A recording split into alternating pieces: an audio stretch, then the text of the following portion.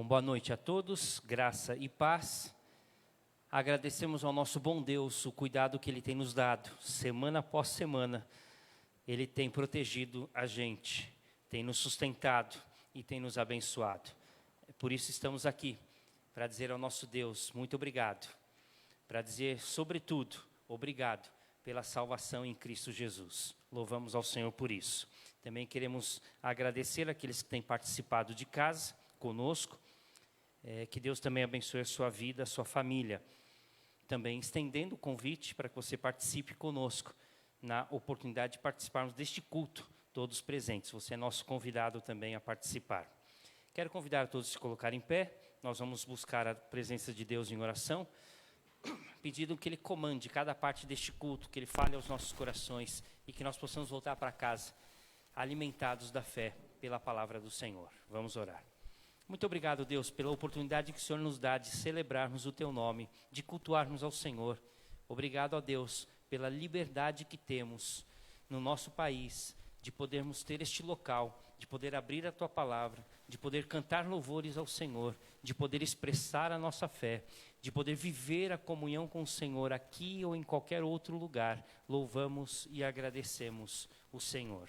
E queremos pedir que esses momentos de culto agora sejam de edificação para nós, como Teu povo, mas seja para a glória e honra do Teu nome, tudo o que acontecer aqui. O Senhor tome conta de cada parte deste culto, abençoando assim as nossas vidas. É a nossa oração em nome de Jesus.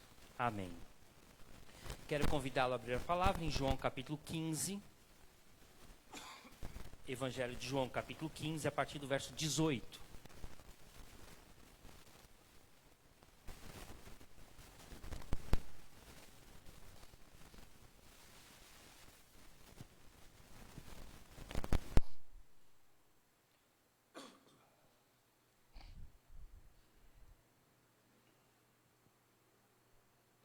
Nós vamos ler até o final do capítulo, o verso 27. Peço que você acompanhe, por favor. João 15, a partir do 18. Apenas para entendermos, Jesus está numa reunião com os discípulos, chamada a Última Ceia, e ele vem trazendo algumas orientações, principalmente de consolo, ânimo, para que eles pudessem seguir adiante no ministério. E em meio a essa palavra, se o mundo vos odeia, sabei que primeiro do que a vós outros me odiou a mim. Se vós fosseis do mundo, o mundo amaria o que era seu. Como todavia não sois do mundo, pelo contrário, dele vos escolhi, por isso o mundo vos odeia.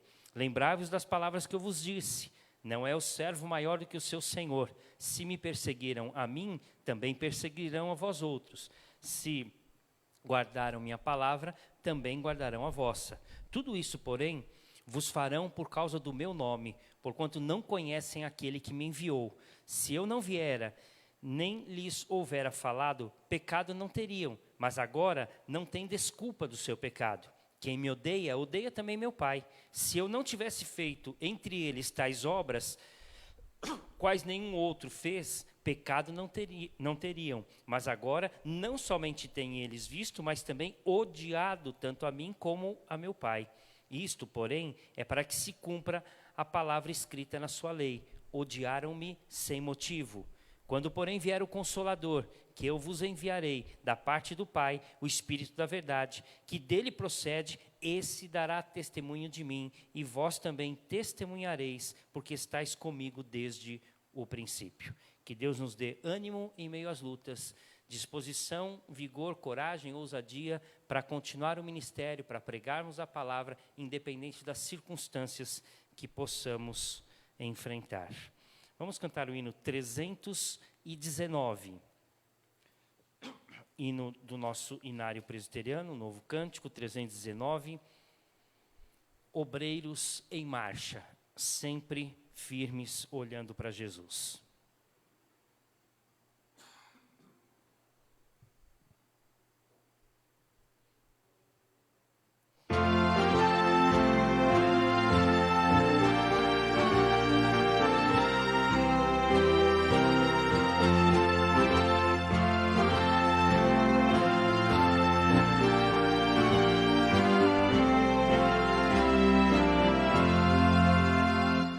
Marchamos para aquele bom país, onde Cristo que o diz, como Salvador, vivendo ali feliz, vai com Ele descansar. Trabalhemos, pois, com zelo e com vigor, constrangidos pelo seu imenso amor, vem servindo em tudo ao grande Salvador, eis que a vida vai findar. Acordai, acordai, despertai, despertai, e cantai, sim, cantai, o Senhor não tardará. Eis marchamos para aquele bom país, onde o crente sim é Cristo quem o diz, como Salvador, vivendo ali feliz, vai com Ele descansar. Eis conosco está o insigne capitão, que nos assegura eterna salvação.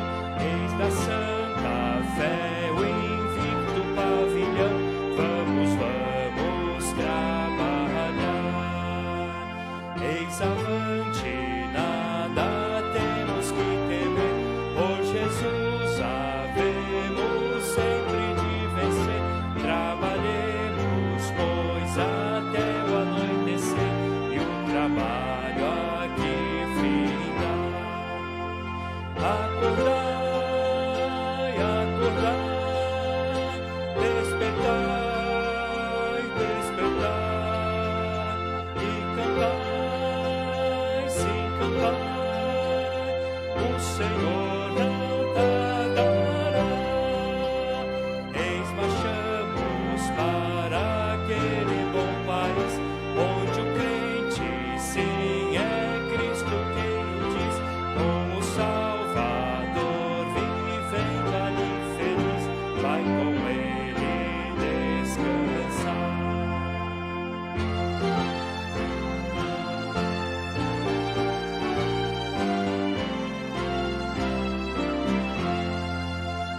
Revestidos da paciência de Jesus, redimidos para andar aqui na luz, exaltemos juntos hoje a sua cruz. Vamos, vamos trabalhar. Os perdidos vamos com amor buscar, aos descrentes vamos logo declarar que Jesus quer hoje a todos resgatar. Nós sim vamos trabalhar. Acordai, acordai, despertai, despertai, e cantai, sim, cantai, o Senhor não tardará.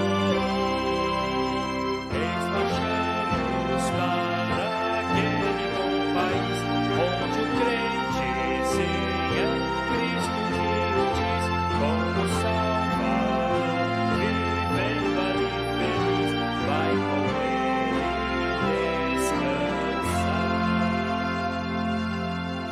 Amém. Vamos assentar, irmãos.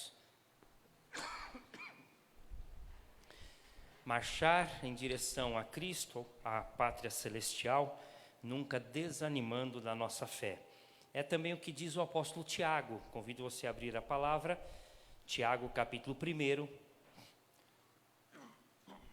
versículos 2 a 4.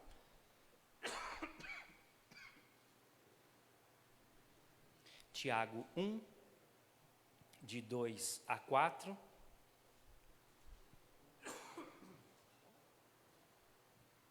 Vamos ler todos juntos? Tiago 1, de 2 a 4, os benefícios das provações. Vamos juntos?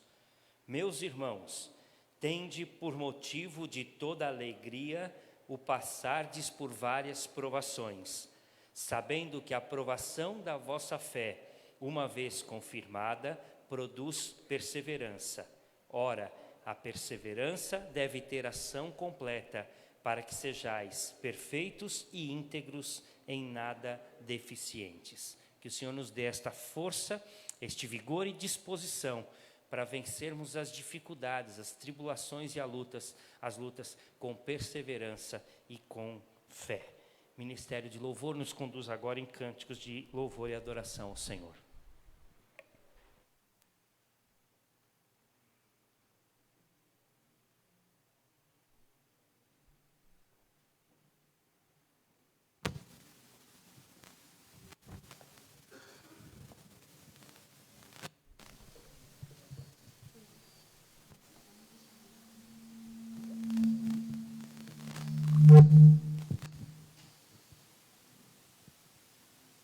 Boa noite, irmãos. Eu vou ler o Salmo 150. Aleluia, louvai a Deus no seu santuário, louvai-o no firmamento, obra do seu poder. Louvai-o pelos seus poderosos feitos, louvai-o consoante a sua muita grandeza, louvai-o ao som da trombeta, louvai-o com saltério e com harpa. Louvai-o com adufes e danças, louvai-o com instrumentos de cordas e com flautas. Louvai-o com símbolos sonoros, louvai-o com símbolos retumbantes. Todo ser que respira, louve ao Senhor. Aleluia.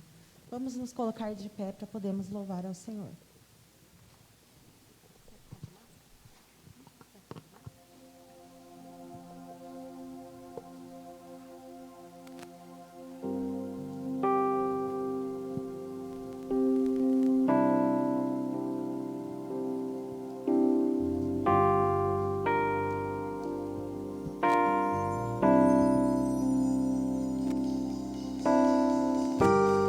Louvemos ao Senhor.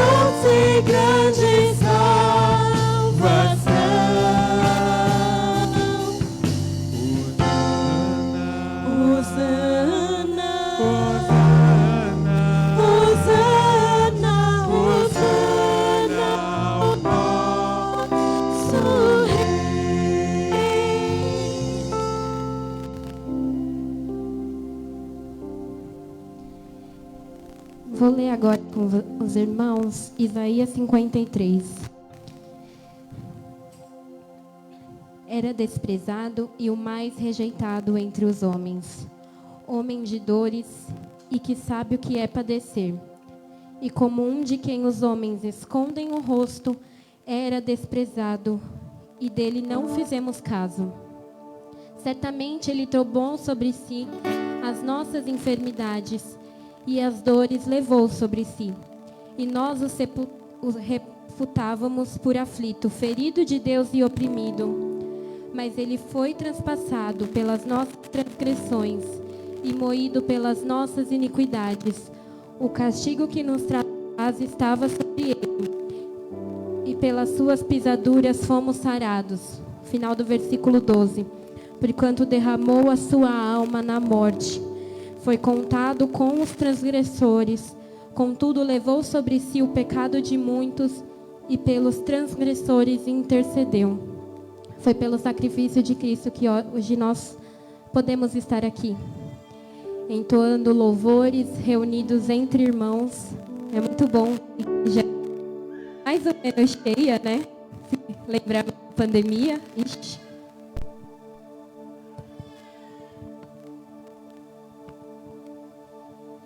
Se lembrarmos da pandemia, né? A igreja estando mais ou menos cheia, é uma alegria para a gente. Mas que nós possamos cantar essa música em atitude de oração, em reflexão, pelo sacrifício de Cristo. Por isso nós estamos aqui hoje. Se não fosse pela infinita graça e misericórdia, nós não estaríamos aqui.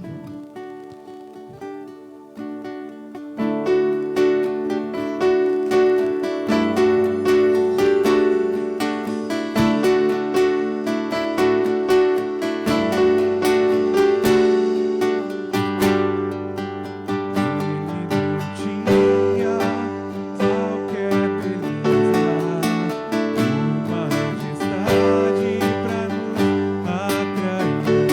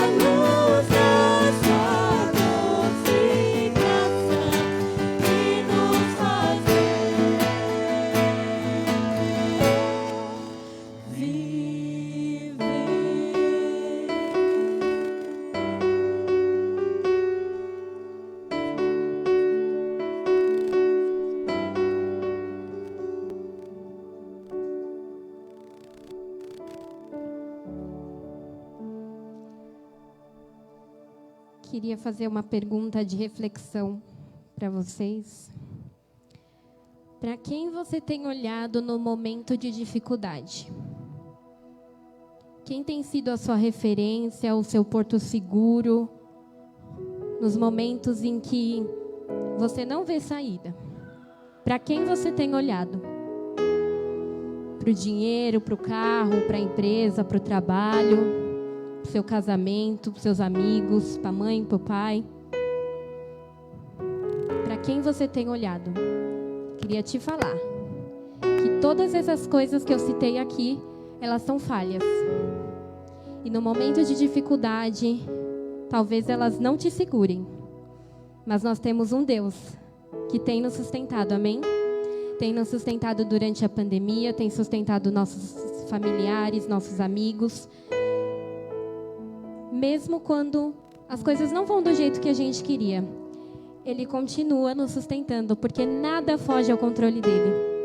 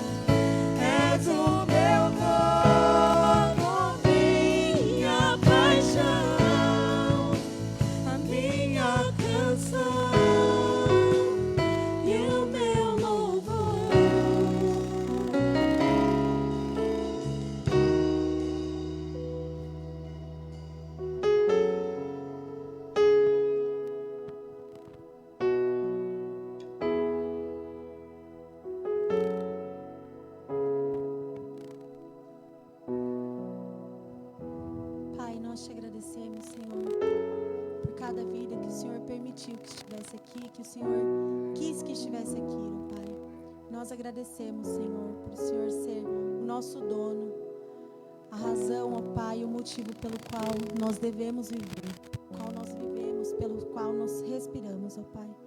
Nós agradecemos, ó Pai, seu sacrifício puro, ó Pai. Agradecemos, Senhor, pois por suas pisaduras nós fomos sarados, ó Pai. E hoje, pela tua graça, nós somos salvos, Senhor. Pai, com a tua palavra, alcança o nosso coração, meu Deus, como o Senhor fez com louvor, ó Pai. Abençoe a nossa noite, o início da nossa semana também, ó Pai. Cuide daqueles que em casa estão, ó Pai. Mas eu peço, ó Pai, para que o Senhor tenha misericórdia de nós, ó Pai, e deixe com que sua palavra alcance cada coração e cada família aqui representada, ó Pai. Obrigada por tudo, pela minha igreja, pelos meus irmãos, ó Pai. E nós te esperamos, ó Pai. Maranata, vem, Senhor Jesus, e vem sem demora, ó Pai. E nós pedimos, ó Pai, para que o Senhor esteja no controle das nossas vidas e de toda a situação, meu Deus. É isso que eu peço e agradeço, em nome de Jesus. Amém.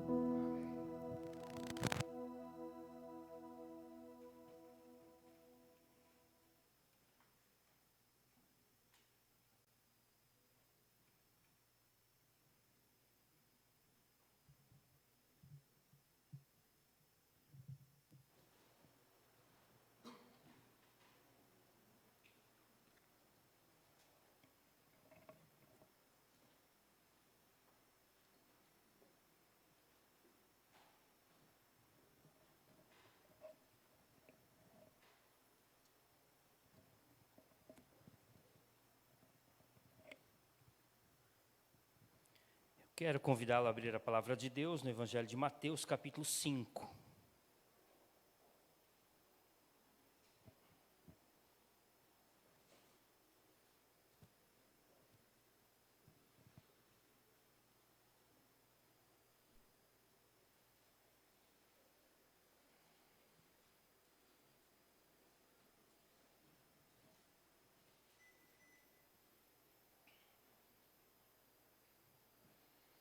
Nós vamos ler versos 10 a 12.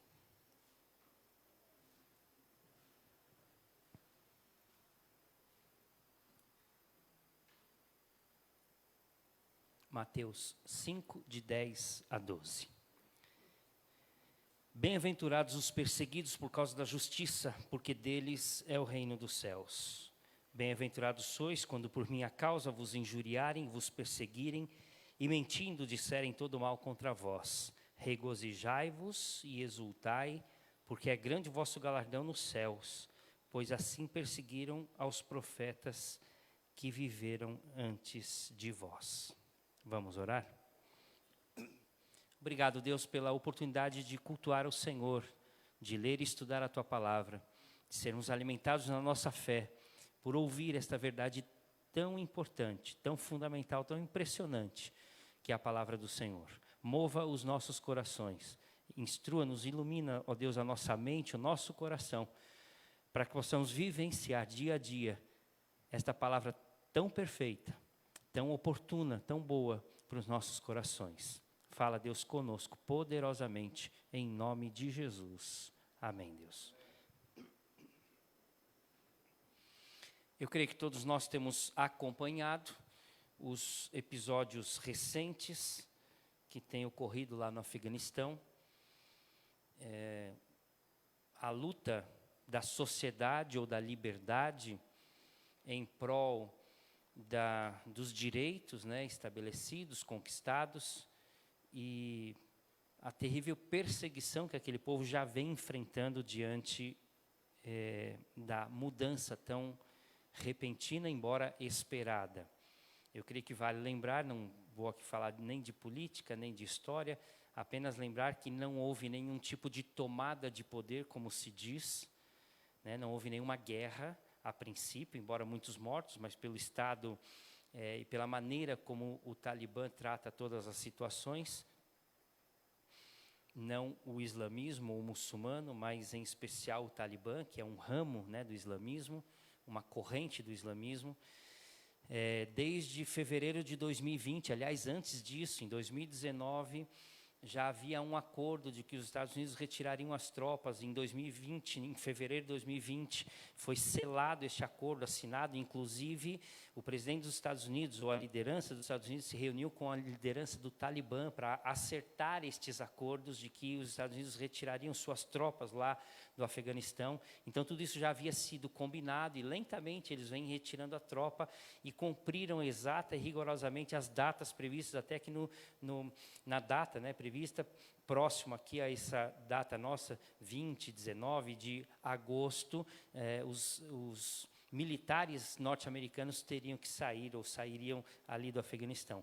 Imediatamente, como quem acompanhou os noticiários pôde reparar o avanço muito rápido do Talibã em conquistar novamente seu antigo território, todo o país do Afeganistão. A grande dificuldade que a gente vê é toda a tortura, todo o sofrimento, toda morte causada por este grupo mais extremista. Só para esclarecer, sem até dar nomes, até por pedido dos próprios missionários, a Igreja Presbiteriana tinha 2 missionários ali próximos. Um missionário, graças a Deus, está no Brasil. Ele teve um problema de saúde, eu consegui falar com ele essa semana, e ele está em Goiás, fez uma cirurgia, está se recuperando, ele com toda a família, então eles estão no Brasil. E o outro missionário que está num país vizinho ali, graças a Deus, está bem, também a gente conseguiu falar com ele, colocamos na rede IPU para que os irmãos estivessem orando por ele, então nós conseguimos também falar com ele, ele está bem, embora, né, no país vizinho, ainda sofrendo algum tipo de retaliação, e cuidando de receber pessoas, né, afegãos, amigos. Quando ele esteve lá, reconheceu e trabalhou com muitos, recebendo estes amigos e irmãos que são agora refugiados daquele sistema do Talibã. Enfim, o cristianismo vem sofrendo, não apenas o mundo ocidental, mas de maneira especial o cristianismo. E como você sabe, basta você olhar em algumas notícias, os cidadãos são parados na rua, por exemplo, eles tomam o seu celular. Se você tiver algum aplicativo de Bíblia no seu celular, você é executado. Se você tiver um aplicativo de Bíblia no seu celular, você é executado.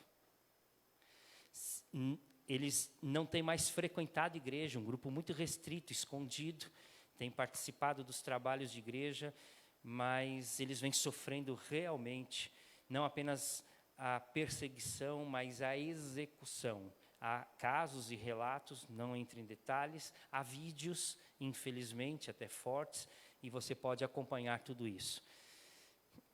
Quando nós olhamos para a palavra de Deus, nós começamos a entender até onde a fé pode nos levar. Eu falei na semana passada que a gente vai trabalhar alguns domingos, vários domingos aí sobre fé. Eu creio que isso é muito importante para a gente. Até onde a fé pode nos levar. Eu terminei a mensagem da semana passada perguntando isso para você. Até onde você quer chegar com a sua fé? E hoje, até onde a sua fé pode te levar? Quando nós começamos a ler o Sermão da Montanha, não fizemos isso, mas quando você começa a ler o Sermão da Montanha, e você fica impressionado com os ensinos de Jesus, com a sua sabedoria, com a sua profundidade, e até podemos dizer aqui com a novidade do seu ensino, porque ele coloca coisas até então impensáveis, tanto para a sociedade como principalmente para o mundo judeu, para os rabinos, para os mestres, para os sacerdotes, e ele começa a trazer alguns ensinamentos. Ninguém que estivesse ali sentado ouvindo Jesus pregar esse sermão poderia entender que em algum momento ele terminaria as bem-aventuranças desta forma.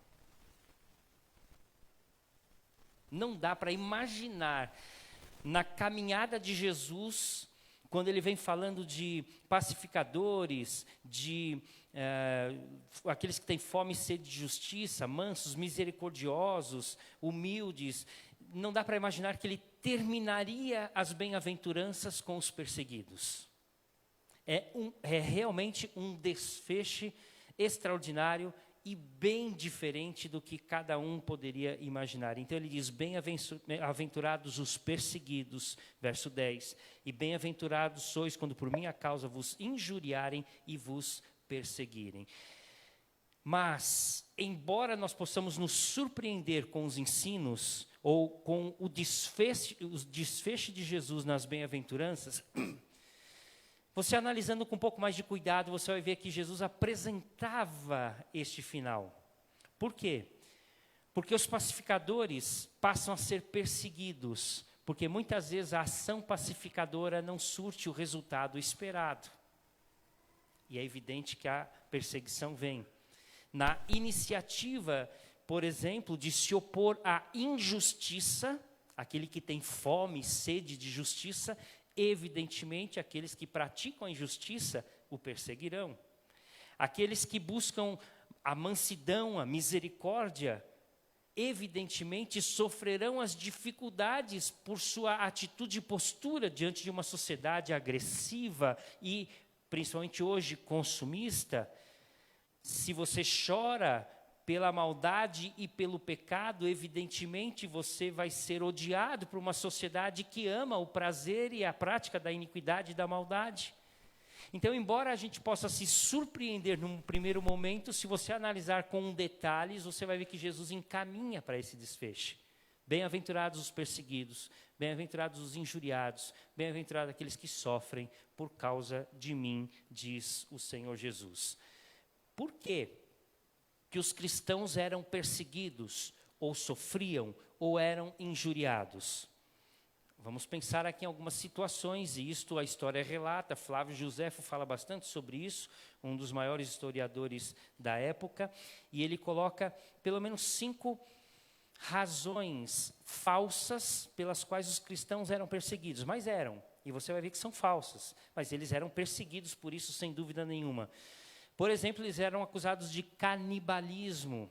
Quando Jesus reunia os discípulos, e não apenas os discípulos, mas ele reúne os judeus, e ele diz em João 6, ele diz em João 15, 14, ele diz: quem quiser ter parte comigo tem que comer tem que comer o pão e beber o cálice, ou comer do meu corpo e beber do meu sangue. Quando Jesus fala isso em João 6, diz a palavra que muitos fugiram de Jesus e disseram: é difícil esse discurso, duro esse discurso, quem poderá suportar? E Jesus questiona os seus discípulos: vocês também querem ir embora? E eles dizem: para onde iremos? Só tu tem palavras de vida eterna. Por isso, alguns entenderam literalmente a palavra de Jesus e achavam que, de uma forma absurda, os cristãos participavam de algum tipo de cerimonial de canibalismo. É evidente que não, mas eram acusados.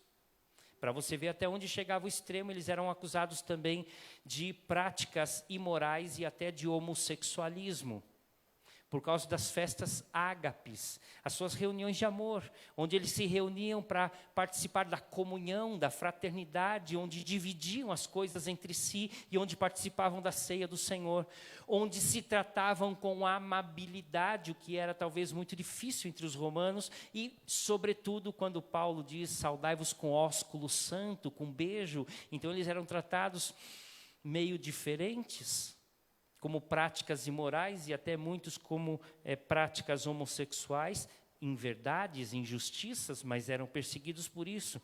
Eles eram acusados de serem incendiários, por causa das suas pregações, principalmente quando apontavam escatologicamente para o fim dos tempos, e em especial pegando, por exemplo, a pregação de Pedro, em 2 Pedro, a carta dele, que é a segunda carta que ele escreve, quando ele diz que os céus serão abrasados e tudo será incendiado, e então os cristãos foram acusados de incendiários por causa da sua pregação escatológica.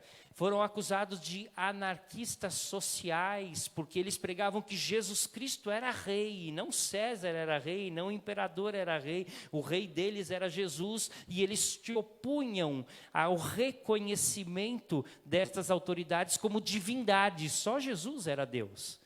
Evidentemente tinham razão, mas foram perseguidos por isso. Foram acusados de perturbadores das relações familiares. Quando Jesus diz: quem ama seu pai e sua mãe mais do que a mim não é digno de mim. Quando Jesus diz: dentro da sua casa estão seus inimigos. Quando Jesus diz que os piores inimigos ou os grandes inimigos começam dentro da própria casa. E assim era, e a gente vai ver até mais para frente. Eles eram acusados então dessa perturbação dos relacionamentos familiares. Nota uma série de situações, de uma certa forma inventadas para que eles pudessem ser perseguidos. mas realmente eles eram perseguidos por causa da sua fé.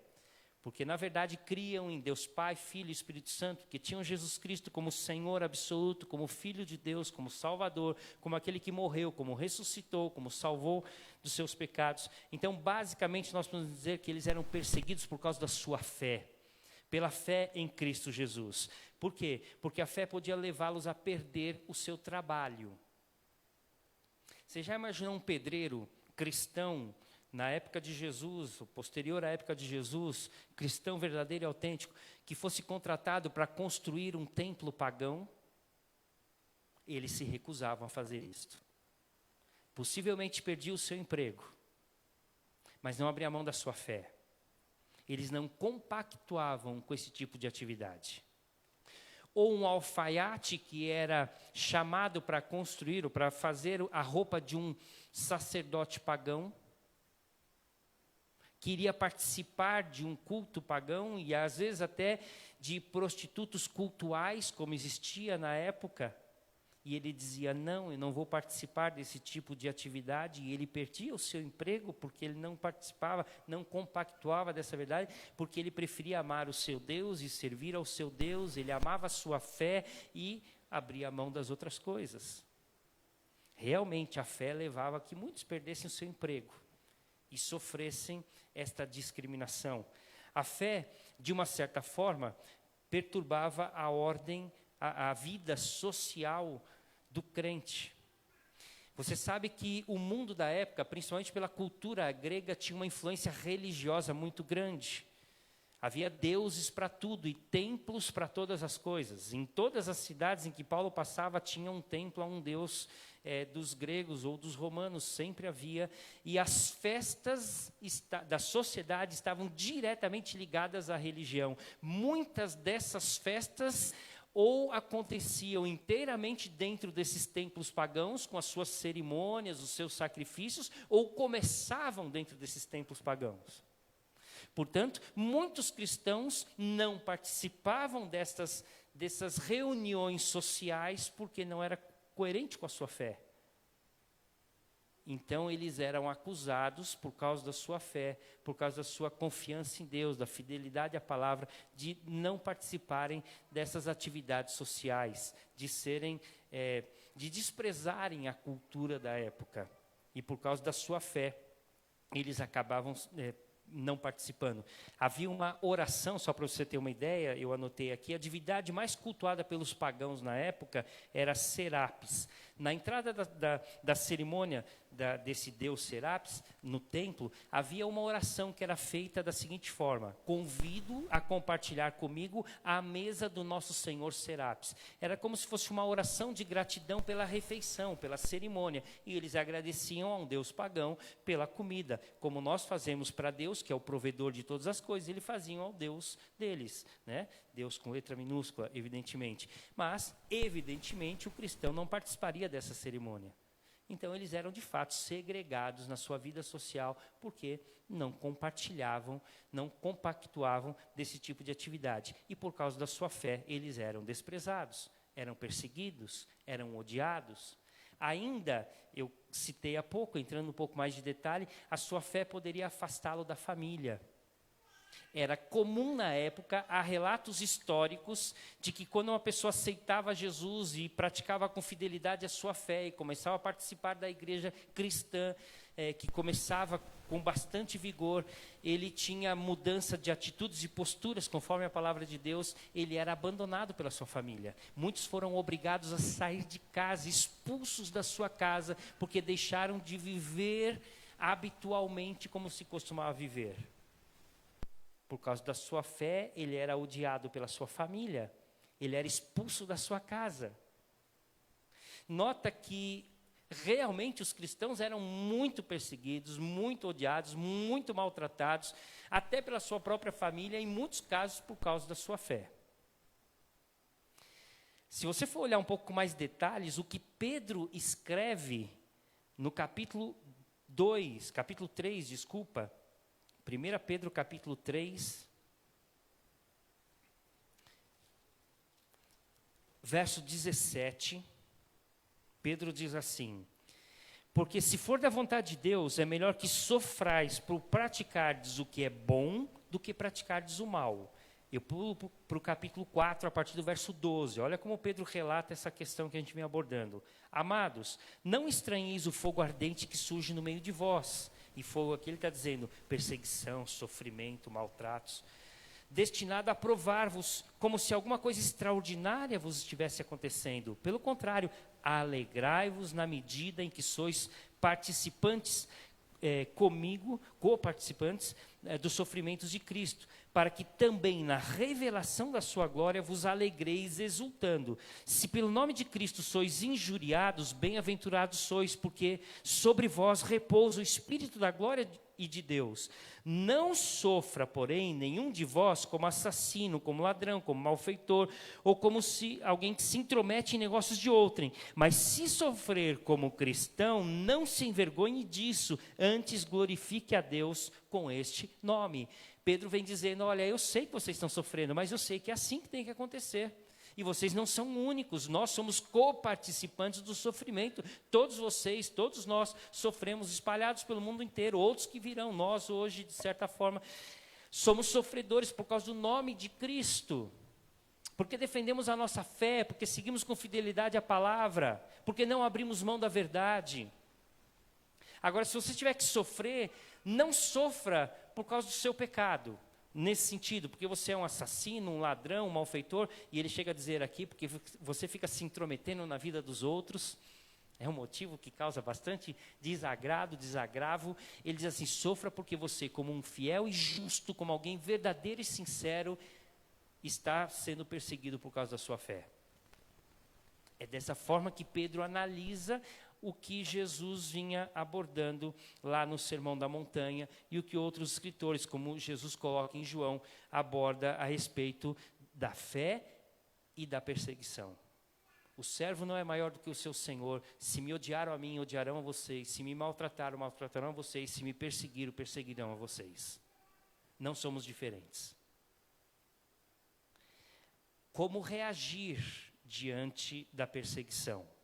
Essa é uma segunda pergunta. A primeira é por que eram perseguidos? A segunda, como reagir diante da perseguição? Bom, eu posso dizer primeiro como você não deve reagir, para depois falar como reagir. Como você não deve reagir? Primeiro, como criança mimada, que fica emburrada, birrenta num canto, sabe? Dizendo, também não vou fazer nada, não vou participar, não quero. Então, não como uma criança mimada, que fica de mau humor, né? Então, emburrada, não é essa uma maneira, não é correto, não é sadio agir dessa forma. Nem também como um incrédulo. Como é que o incrédulo fazia? Bateu, levou, vou te devolver. Se você está me perseguindo, eu vou perseguir você. Se você está me maltratando, eu vou maltratar você. Se você me odeia, eu também vou te odiar. E assim os incrédulos iam trabalhando, aqueles que não creem em Deus, que não seguem a palavra. Não é assim que Deus quer que você reaja às perseguições, ao sofrimento e aos maltratos por causa da sua fé. Não vai devolver a mesma moeda, porque com certeza não é uma atitude cristã. Nem como um cão. Eu uso aqui a expressão do cão, porque ele fica lambendo a própria ferida, né? Então, como alguém que fica naquela atitude de autopiedade. Ai, coitadinho de mim, estou aqui sofrendo, né? Então, também não é a maneira correta você ter dó de si mesmo, essa autopiedade, que também não vai levar a nada. Também não como vou colocar aqui como um estoico. O estoico é aquele que busca alcançar a felicidade sobre todas as coisas. Então, ele quer achar um meio no sofrimento para buscar a felicidade. Embora, a gente vai ver, eu tenho que me regozijar com a dificuldade, não é desta forma, quer dizer, os fins nunca justificam os meios. E também não como um masoquista, fingindo que eu estou gostando da dor e do sofrimento, da perseguição, de ser odiado, de ser maltratado, de ser preso, de ser açoitado. Não, ninguém gosta disso. Não adianta. Então, nós não somos masoquistas. Essas não são maneiras de você reagir a qualquer tipo de sofrimento por causa da sua fé. Evidentemente, a Bíblia responde para a gente, voltando lá para Mateus 5, você vai encontrar no verso 12 a maneira como devemos reagir diante destas perseguições. O verso 11 diz, bem-aventurados sois quando por minha causa vos injuriarem, vos perseguirem e mentindo disserem todo mal contra vós, regozijai-vos e exultai. A tradução desse texto é pulem de alegria, saltem de alegria. como um atleta que conseguiu chegar em primeiro lugar na corrida e comemora o seu feito, como um jogador que conseguiu a vitória do campeonato e comemora o seu feito, como os noivos que se alegram no dia do seu casamento, tão alegres, jubilosos, saltando de alegria. Esta é a expressão. Talvez a grande dúvida para a gente é como eu posso me alegrar em meio ao sofrimento, como é que eu posso pular, saltar de alegria se eu estou sofrendo perseguição injusta, se eu estou sendo odiado por causa da minha fé, maltratado por causa da minha crença. É uma pergunta que vamos responder, mas esta é a reação que Jesus espera de nós. Regozijai-vos e exultai. Você pode dizer assim, mas Jesus diz isso porque ele é Jesus. Se ele fosse eu, ele não diria isso. E aí nós vamos, por exemplo, pegar a história de Paulo e Silas, Atos 16, 23 em diante, depois de terem sido açoitados e presos, o carcereiro, recebendo ordens, levou-os para o cárcere interior e lhes prendeu os pés no tronco, e por volta da meia-noite, Paulo e Silas cantavam louvores a Deus. Eles tinham sido açoitados, tolhidos da sua liberdade, presos em cadeias, jogados no fundo de um cárcere escuro, frio, gelado, sujeitos a doenças, à morte. O que poderia acontecer mais para frente? Diz a palavra de Deus, eles cantavam louvores a Deus. Regozijai-vos e exultai. Ainda podemos pensar em Pedro e nos demais apóstolos que foram presos pelo Sinédrio e foram obrigados a nunca mais falar do nome de Jesus. Em Atos capítulo 5, versos 40 em diante, nós lemos: o Sinédrio, chamando os apóstolos, açoitaram-nos e ordenaram-lhes que não falassem mais em nome de Jesus, e os soltaram. E eles, retirando-se do Sinédrio, regozijando-se por terem sido considerados dignos de sofrer afrontas por causa do nome de Jesus. Eles apanharam, eles foram açoitados, arrancaram a roupa deles e bateram com chicote nas costas. Eles saíram de lá com sangue, com vergonhas. Sabe o que eles saíram de lá reclamando? Planejando vingança, tendo autopiedade. Não, eles saíram regozijando-se porque eles foram achados dignos de sofrer por causa do nome de Cristo. É isso que Jesus está falando. Quando vocês forem perseguidos, maltratados, odiados, desprezados, regozijai-vos e exultai. Regozijai-vos e exultai. Por que reagir desta forma? Talvez seja aqui a resposta que a gente precisa para fortalecer a nossa fé e caminhar adiante no nosso relacionamento com Deus. E aí o texto responde para a gente de forma muito clara. E aí eu coloco pelo menos 4 razões porque nós devemos reagir desta forma, regozijando-nos e alegrando-nos diante dos sofrimentos por causa da nossa fé em Cristo Jesus. Primeiro, porque nós vamos herdar o reino dos céus. Verso 10 diz isso. Está ali. Bem-aventurados bem-aventurados perseguidos por causa da justiça, porque deles é o reino dos céus. Ou seja, existe uma herança muito maior. Ninguém quer sofrer, ninguém quer. Mas se o sofrimento vier, lembre-se, tem uma recompensa muito maior. A nossa herança está nos céus. Nada do que acontece aqui vai cobrir ou suprir o que Jesus tem preparado para a gente. Paulo escreve isso em Coríntios, porque a nossa leve e momentânea tribulação produz para nós eterno peso de glória. Ou seja, tudo depende do seu ponto de referência. Se a sua vida depende do aqui e do agora, e tudo que você imagina para o bem da sua vida está aqui, nos seus bens materiais, todo sofrimento, toda dor, com certeza é o fim da vida. Agora, se você está olhando para o além da sua vida com o Senhor e sabe que aqui é tudo passageiro, mas a nossa pátria está no céu, nada daqui é eterno ou permanente. E nem vamos levar nada daqui. Por isso Jesus diz, quando vocês forem perseguidos, alegrem-se e regozijem-se, porque existe uma herança maior para vocês nos céus. Segunda razão, o nosso galardão será muito grande, ligado a isso. Verso de número 12 diz, bem-aventurados sois, desculpa, o 11, né? Por minha causa vos injuriarem, vos perseguirem, mentindo, dizerem todo bem, todo mal contra vós, regozijai-vos e exultai, porque é grande o vosso galardão nos céus. Ninguém faz para receber em troca, ainda mais com Deus. Você pode tentar fazer isso na sua vida pessoal, é uma atitude muito triste, muito miserável, mas tem gente que faz isso, faz esperando em troca. Não é o ensino bíblico de maneira nenhuma, muito menos com relação a Deus. Não queira fazer esperando de Deus algo em troca, porque você com certeza vai se dar mal. Jesus diz isso no Sermão da Montanha, Mateus capítulo 6, que nós devemos guardar de exercer a nossa justiça diante dos homens com o fim de ser visto por eles, porque nós não receberemos a recompensa de Deus, receberemos o aplauso dos homens, mas não receberemos a recompensa de Deus. Nunca devemos fazer qualquer ato da nossa vida, seja religioso, cristão ou pessoal, enfim, nunca fazer nada com a intenção de buscar algo em troca, muito menos o favor de Deus. Mas a palavra de Deus diz que Deus nos recompensará pelos nossos atos. Faça para a glória de Deus, e Deus é um Deus fiel, que vai te recompensar por todos os seus atos. Deus dará, não sabemos o que é exatamente, mas presentes. O nosso galardão, a nossa recompensa, o nosso presente está no céu. Não sei de que forma, como, já falamos bastante sobre isso na igreja, né, em outras ocasiões, mas Deus recompensa seus servos fiéis. De novo, não faça esperando em troca. Faça pelo amor que você tem, pela fé que você tem, etc. Mas Deus é fiel e recompensará aqueles. É o que diz o verso 12. Ainda no final do verso 12, uma outra razão por que nós podemos reagir com alegria, júbilo diante da perseguição.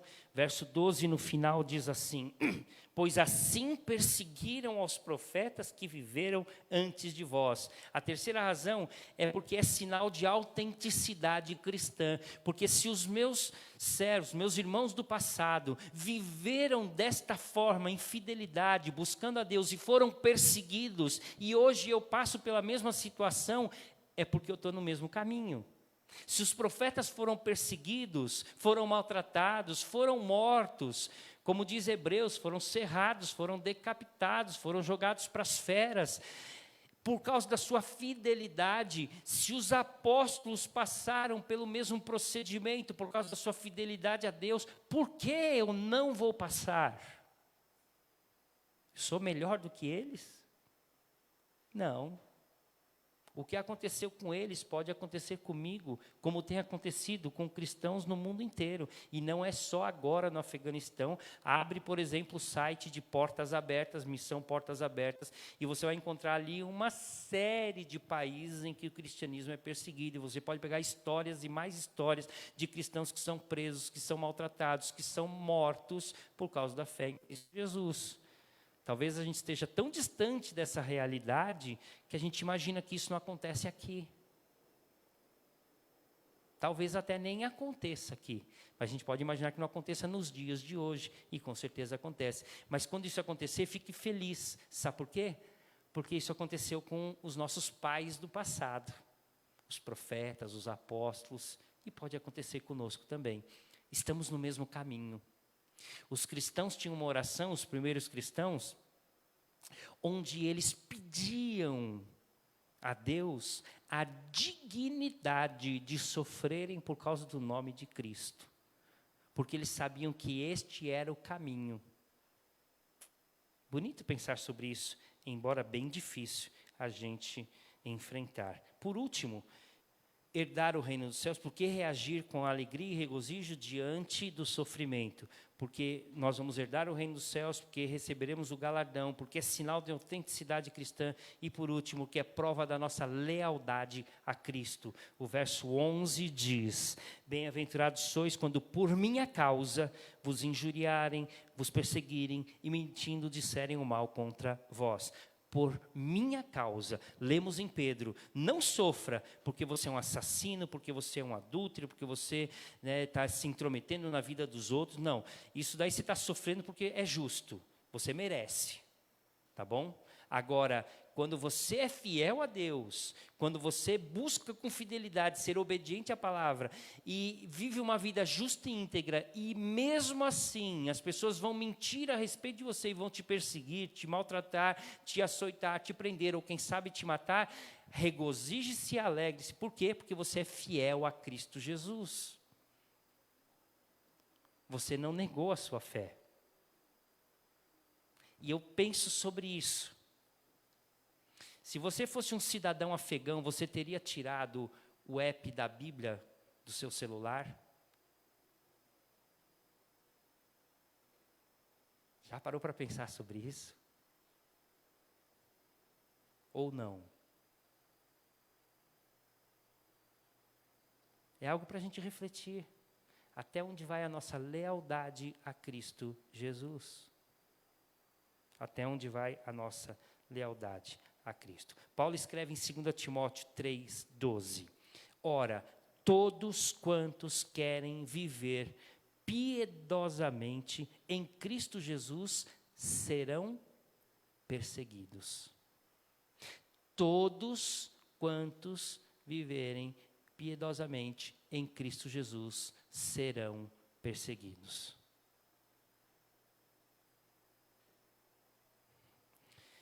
Há uma grande confissão de fé antiga que definiu a igreja como a comunidade dos que são perseguidos e martirizados por causa do Evangelho. Essa é a história da igreja. Desde os tempos do Antigo Testamento, o Novo Testamento, a história da igreja até os dias de hoje, a igreja é a comunidade dos que são perseguidos e martirizados por causa do Evangelho, por causa da nossa fé.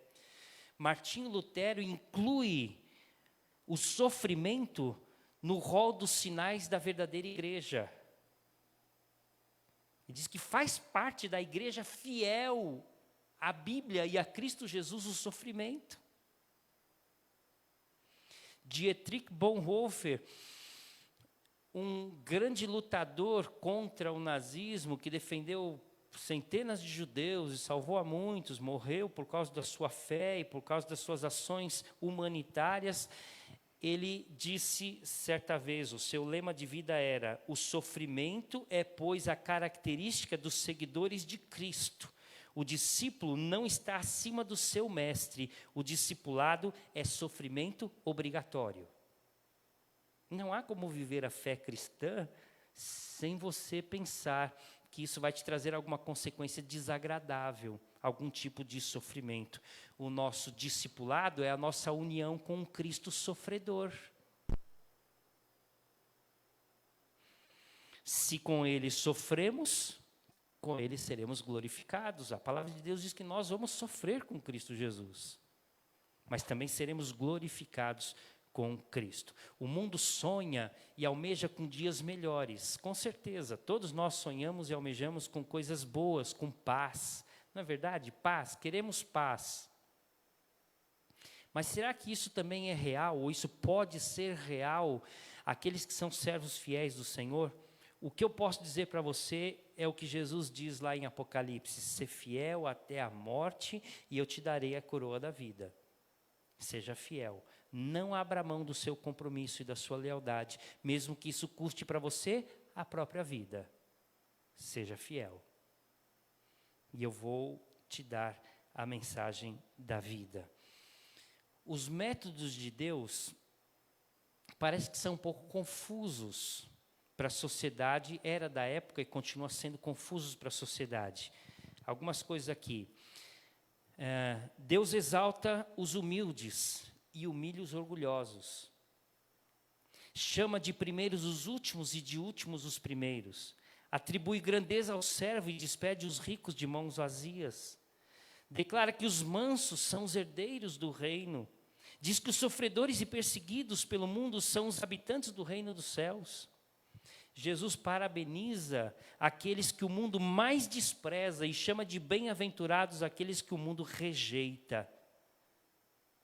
É totalmente diferente, inverso dos valores da sociedade de hoje, como era dos dias de Cristo. Mas vale para nós a lealdade e a fidelidade, sobretudo a Cristo Jesus, a sua palavra, a fé que temos a Ele, para que independente das circunstâncias, o que possa acontecer ou vir a acontecer na nossa vida, na nossa família, na história do nosso país, eu não sei o que virá pela frente, nós continuemos firmes em Cristo Jesus.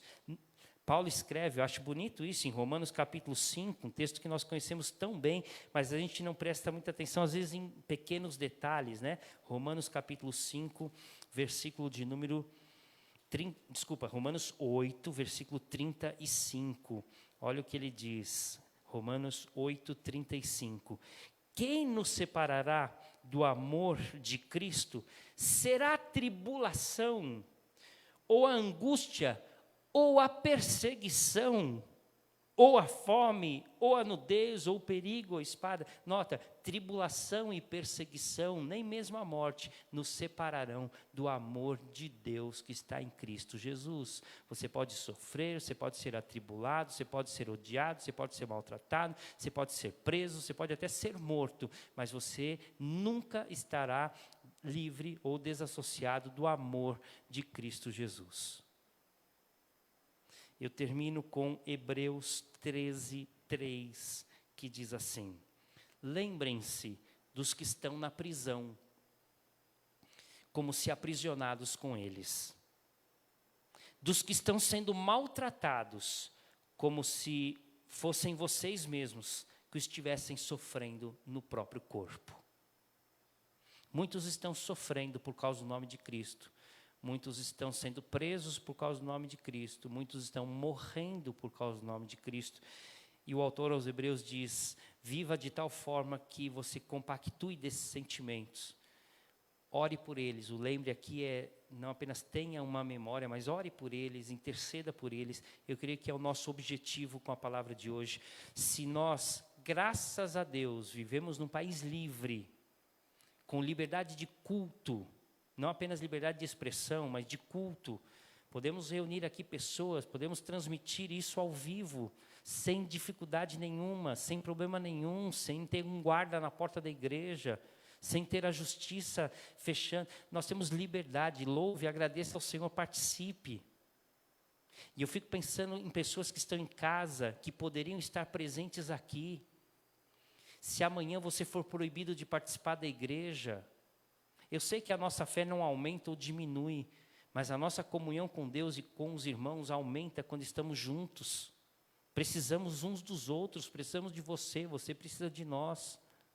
Aproveite essa liberdade enquanto temos, não sabemos do dia de amanhã.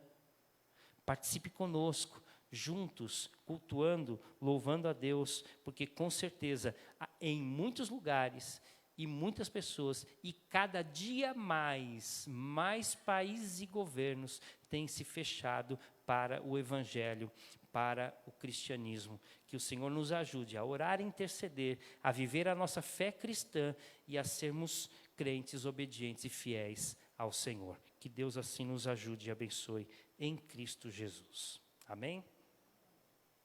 Nós vamos cantar o hino 145, antes de encerrarmos, orarmos ao Senhor. É um hino que fala sobre a vitória do cristão e a nossa segurança, que está em Cristo Jesus. Não está na lei dos nossos países, não está do nosso país, não está na nossa autoridade, não está em nenhum outro a não ser em Cristo Jesus. Estamos seguros nas mãos de Deus, o nosso Senhor. Vamos colocar em pé, hino 145.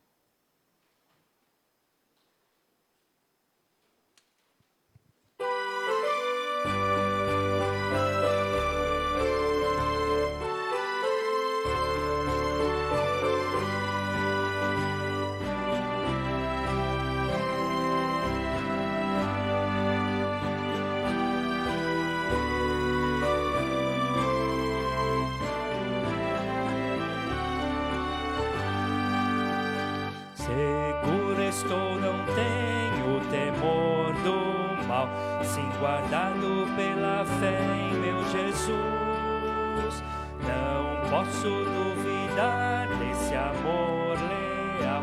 Ele em seu caminho sempre me conduz, não me deixará, mas me abrigará do pecado vil me graça não me recusará. Sim, Jesus é quem me pode sustentar.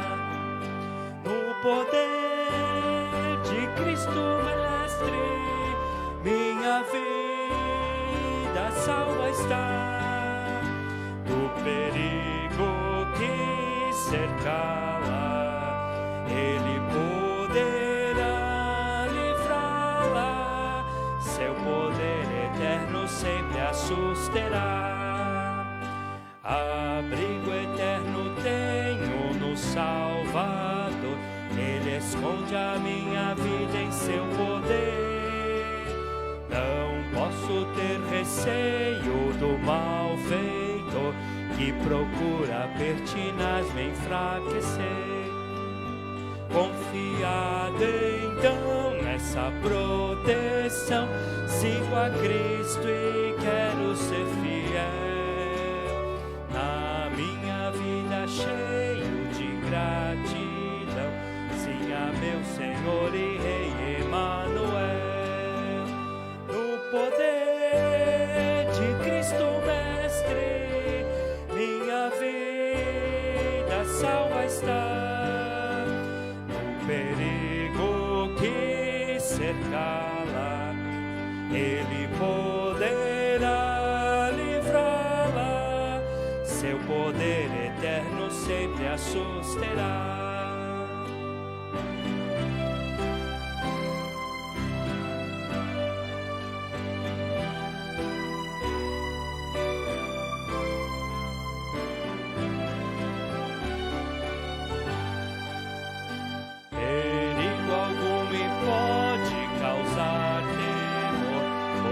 Salvador não me abandonará, pois sua mão e com seu amor dirigindo minha vida Ele estará.